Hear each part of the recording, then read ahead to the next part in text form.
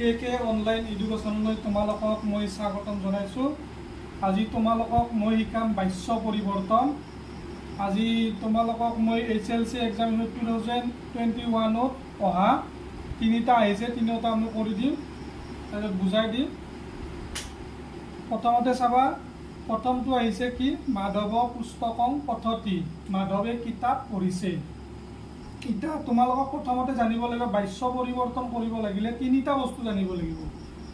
এটা হৈছে কি, কৰ্তাটো জানিব লাগিব, তাৰপিছত জানিব লাগিব কৰ্মটো জানিব লাগিব, তাৰপিছত ক্ৰিয়াটো জানিব। এই তিনিটা জানিব লাগিব, কৰ্তা, কৰ্ম আৰু ক্ৰিয়া, এই তিনিটা জানিব লাগিব। তেতিয়াহে তোমালোকে বাচ্য পৰিৱৰ্তন ভালদৰে জানিবা। আজি তোমালোকক মই এক্সামত অহা 2021ত অহা এই তিনিটা মই কৰি দিম আৰু বুজাই দিম। চাবা, মাধৱ পুস্তকং পঠতি, মাধৱে কিতাপ পঢ়িছে। কোনে কিতাপ পঢ়িছে? কিতাপ পঢ়া কৰ্মটো কোনে কৰিছে? মাধৱে কৰিছে। গতিকে এটি কি হ'ব? কৰ্তা। বুজি পালা? মাধৱে কি পঢ়িছে?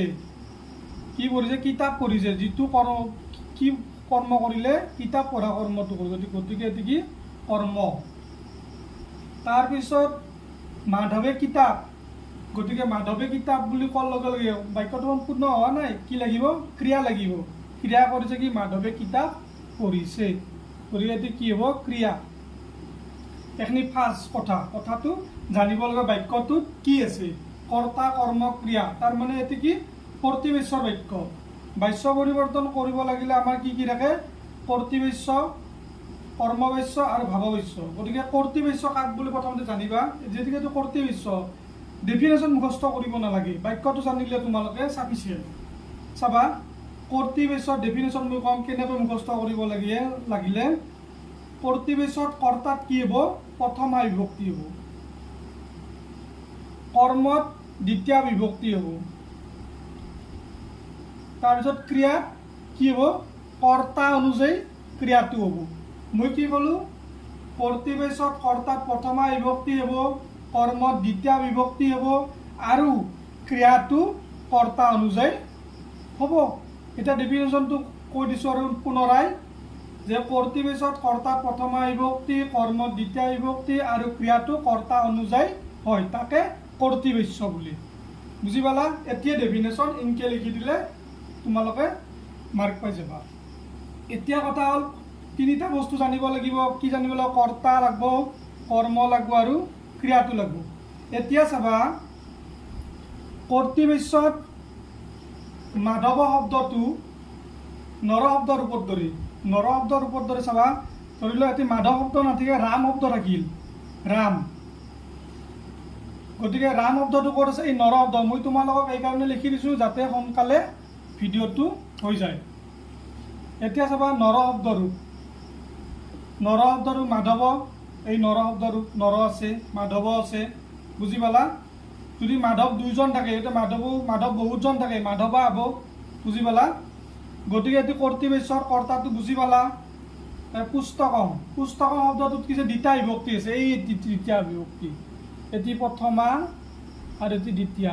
এটি লিখা নাই, একে হ'ব। পুস্তকম, পুস্তকে, পুস্তকানী, পুস্তকম, পুস্তকে, পুস্তকানী। দ্বিতীয় বিভক্তিটো একেই, প্ৰথমাত যি, দ্বিতীয়টো একেই। গতিকে এতিয়া কি? পুস্তক শব্দটো কৈছে দ্বিতীয়াত আছে। বুজি পালা? এটি দ্বিতীয়াত আছে। তাৰপিছত এতিয়া ক্ৰিয়াটো, এতিয়া ক্ৰিয়াটো ক'ৰ পৰা হৈছে? ক্ৰিয়াটো কৰ্তৃবাচ্যত ক্ৰিয়াটো কি লাগিব? পৰস্মৈপদীত লিখিব লাগে। পৰস্মৈপদী কি?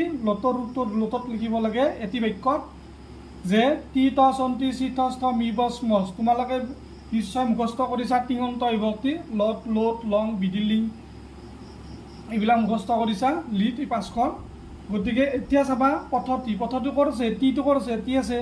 প্ৰথম পুৰুষৰ মানে মই চিম্পুলকৈ লিখি দিছোঁ শ্বৰ্টকৈ, প্ৰথম পুৰুষ, মধ্যম পুৰুষ, উত্তম পুৰুষ। প্ৰথম পুৰুষৰ একবচনত আছে। এতিয়া একবচন, দ্বিবচন, বহুবচন। আমি ধাতুৰূপবিলাক এনেকৈ মুখস্থ কৰোঁ, তি ত চন্তি চি থ স্থ মি ব স্ম। কিন্তু শব্দৰূপবিলাক নৰ, নৰো, নৰা এনেকৈ মুখস্থ কৰিব লাগে, কথা লিখে। আৰু এতিয়া চাবা, টি পদ ধাতু, পদ ধাতু, ধাতু চিনেতি, পদ ধাতু কি আছে? পঠতি, পঠত, পঠন্তি। টচ আছে, দন্তাহত য'ত য'ত আছে ত'ত কি হয়? বিসৰ্গ হয় বাক্যটো। চাবাচোন, যে চাবা পথতি পথত এই চাবা এই বিসৰ্গ আছে না পথন্তি পিছত যেতিয়া মই ক্ৰিয়া এটি বুজাই দিম মই ধাতুৰূপ তেতিয়া ভালদৰে কৈ দিম এতিয়া বুজি লোৱা চিম্পুল যে ক্ৰিয়াটো কি হৈছে পৰস্ময়পদীত লতৰ প্ৰথমাৰ একবচন কিয় লিখিছোঁ প্ৰথমাৰ একবচন এই নৰ শব্দৰ ওপৰত প্ৰথমাৰ একবচন থকাৰ কাৰণে এতিয়া আমি ক্ৰিয়াটোতো কি লিখিম প্ৰথমাৰ একবচন লিখিম মই নকৈছিলোঁ যে কৈছিলোঁ যে কৰ্তৃপক্ষত ক্ৰিয়াটো কৰ্তা অনুযায়ী হ'ব বুজি পালা এতিয়া আমি ৰূপ পৰিৱৰ্তন কৰিম কি বাৰু কৰ্মবশ্য এতিয়া কৰ্তৃপক্ষত আছে এইটো কৰ্মবশ্যত লৈ আনিছোঁ হয়নে নহয় কৰ্মবশ্যত এতিয়া জানিব লাগিব কৰ্মবশ্যটো কি কৰ্মবশ্য যেনেকৈ আমি কৈছোঁ কৰ্তা কৰ্ম আৰু ক্ৰিয়াটো জানিব লাগিব ঠিক সেইদৰে এতিয়া এই কৰ্তাবশ্যত কি হ'ব কৰ্মত কি হ'ব ক্ৰিয়াটো কি হ'ব আমি কৰ্তৃপক্ষ বাক্যটো বুজি পালোঁ এতিয়া কৰ্মবশ্য কৰিলে কি হ'ব চাবা বুজি লোৱা মাধৱেন মাধৱটো মাধৱেন পুস্তকমটো পুস্তকম পদ্ধতিটো পঠ্যতে হৈছে এতিয়া মই বুজাই দি আছোঁ তোমালোকক এতিয়া কৰ্মবশ্য এটি কৰ্মবশ্য মানে কি যে কৰ্তৃপক্ষত কি হৈছে কৰ্তাটো হিৰ' আছিল হিৰ' বুলি কৈছোঁ এইকাৰণে যে কৰ্তা অনুযায়ী কি হৈছে ক্ৰিয়াটো হৈছে হয়নে নহয় গতিকে কৰ্মবশ্য কৰ্মবশ্য মানে কি কৰ্মটো কি হ'ব হিৰ' হ'ব বুজি পালা এতিয়া এতিয়া চাবা যে কৰ্ম এটি ক্ৰিয়া এটি কৰ্তা আৰু এটি ক্ৰিয়া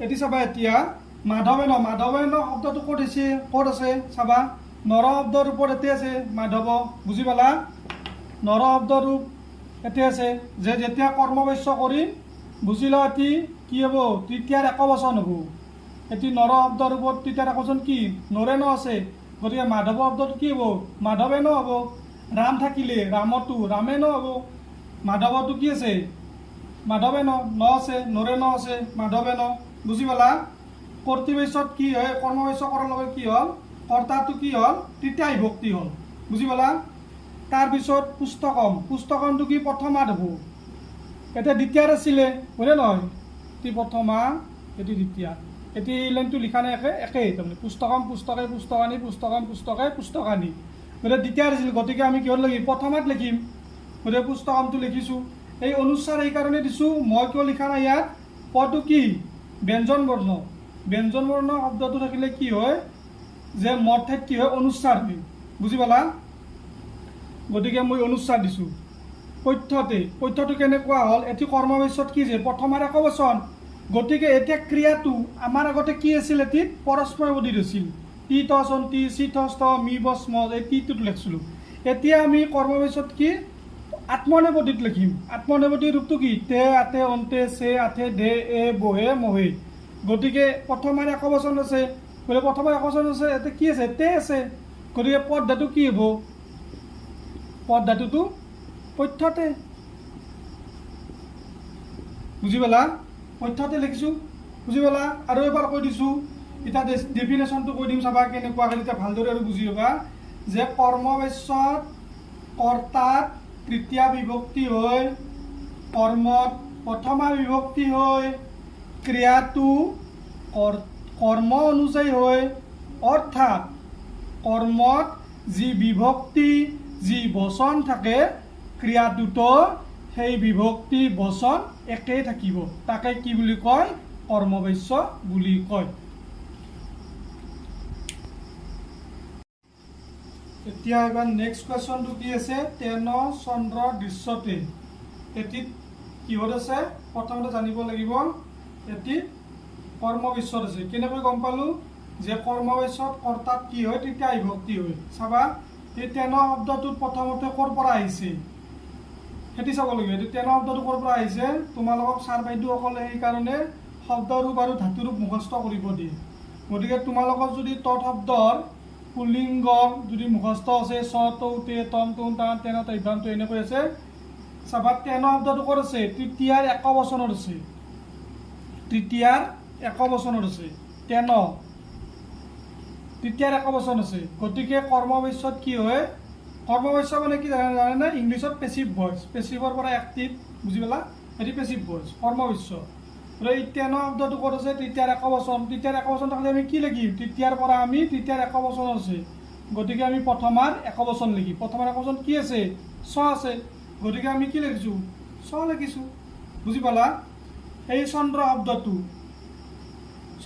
ক'ত আছে যে তেওঁৰ দ্বাৰা কি হৈছে চন্দ্ৰটো দেখিছে হয়নে নহয় গতিকে ইয়াতে কি আছে চন্দ্ৰটো ক'ত আছে চন্দ্ৰ শব্দটো নৰ শব্দৰ ৰূপৰ দৰে বুজি পালা গতিকে ইয়াত কি আছে কৰ্মত কি হয় প্ৰথমা বিভক্তি হয় কৰ্মবাচ্যত কৰ্মত প্ৰথমা বিভক্তি হয় বুজি পালা প্ৰথমা বিভক্তিত কি আছে নৰ আছে গতিকে আমি কি লিখিম প্ৰথমাৰ একবচন আছে গতিকে আমি কি লিখিম প্ৰথমে একবচন থকাৰ কাৰণে আমি দ্বিতীয়াৰ একবচন লিখিম দ্বিতীয়াৰ একবচন কি আছে নৰম গতিকে ইয়াতে কি হ'ব চন্দ্ৰম মই এতিয়া কৈছিলোঁৱে এতিয়া মই কিয় লিখা নাই আগত কি আছে ব্যঞ্জন বৰ্ণ থকাৰ কাৰণে মই তাত কি লিখিছোঁ অনুস্বাৰ লিখিছোঁ বুজি পালা তাৰপিছত আমি ক্ৰিয়াটো দৃশ্যতে ধাতুটো কি আছে দৃশ ধাতু মই কৈছিলোঁ নে তোমালোকক যে কৰ্মবাচ্যত কি তে আছে মানে কি এনেকৈ গম পায় যে তে আছে মানে এতিয়া আত্মনেপদী মানে কৰ্মবাচ্য গতিকে কৰ্ম অনুযায়ী হৈছে প্ৰথমাৰ একবচন গতিকে এতিয়া কৈ দিছিলোঁ তোমালোকক যে তে আতে অন্তে চে আতে দে বহে মই তেটো ক'ত আছে প্ৰথমাৰ একবচনত আছে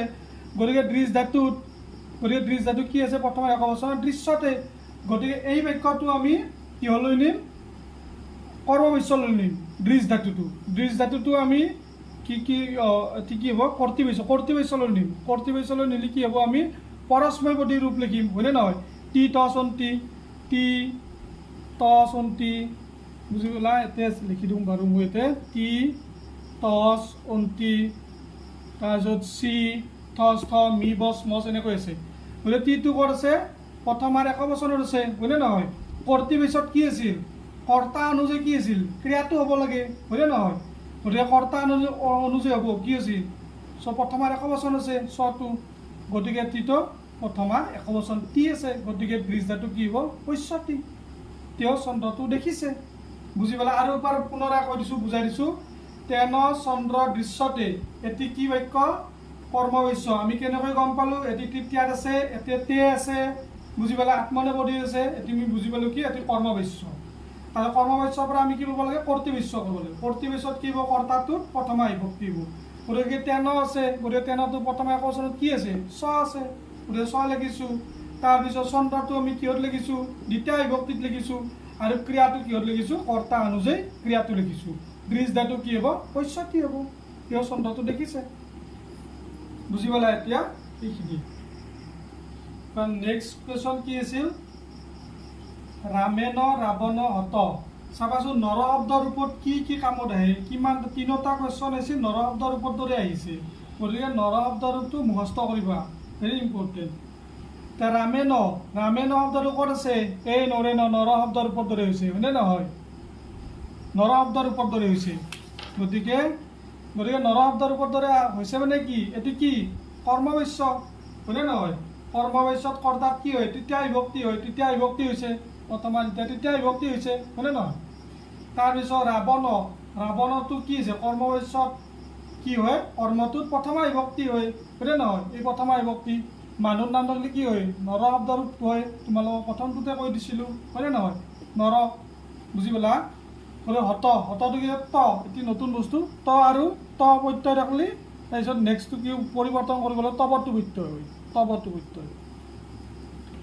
চাবা এইবাৰ ৰূপ পৰিৱৰ্তন কৰিছোঁ ৰামে নৰেণ আছে আমি কি লিখিম নৰ লিখিম গতিকে ৰামেণ শব্দটো কি লিখিম আমি ৰাম লিখিম বুজি পালা কৰ্তৃবাচ্য কৰিলোঁ গতিকে কৰ্তৃবাচ্যত কি হয় কৰ্ম তাৰমানে কি প্ৰথম বাক্যটো যে ৰামেণ ৰাৱণ হত ৰামৰ দ্বাৰা কি কৰিছে ৰাৱণক হত্যা কৰিছে হয়নে নহয় গতিকে এতিয়া শব্দটো কি কৰিব লাগিব ৰামেণটো ৰাম ৰাৱণটো কি আছে ইয়াতে ৰাৱণ শব্দটো প্ৰথমাৰ আছে গতিকে আমি কিহত লিখিম দ্বিতীয়াত লিখিম বুজি পালা এতিয়া নৰম গতিকে ৰাৱণম অনুস্বাৰ কিয় দিছোঁ এতিয়া ম আছে অনুস্বাৰ কিয় দিছোঁ এতিয়া কৈছিলোঁ ব্যঞ্জন আছে গতিকে হন ধাতু হত্যা কৰা হয়নে নহয় হত্যা কৰা গতিকে হনযুক্ত লগ হ'লে কি হ'ব হত হ'ব আৰু তবযুক্ত লগ হ'লে কি হ'ব হতবান হ'ব বুজি পালা এইখিনিয়ে কৈ দিলোঁ নেক্সট ক্লাছত এই তিনিটাই তোমালোকৰ আহিছিল বাচ্য পৰিৱৰ্তন আৰু নেক্সট ক্লাছত কি কৰিম আৰু SLC এক্সামিনেশ্যনত অহাবিলাক